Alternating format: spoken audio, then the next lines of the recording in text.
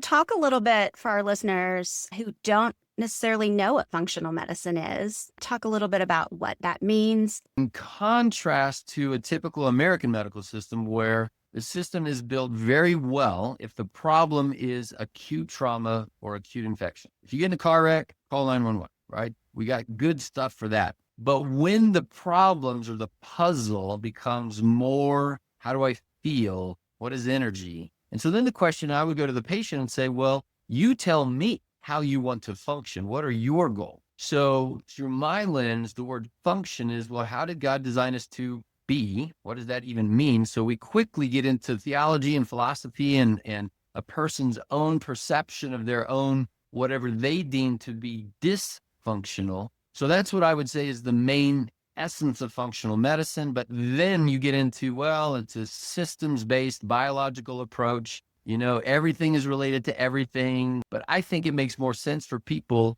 if they're asking the question or they're thinking, I don't feel quite right, then I would ask, okay, describe that. Tell me about your fatigue without using the word energy. Like even Einstein could not define energy, so don't use that word. And then we quickly get into somebody's life. Whatever the thing is impacting their marriage or their family or their perceived effort at work or their success at work or grades or those things. So that's what I would call function.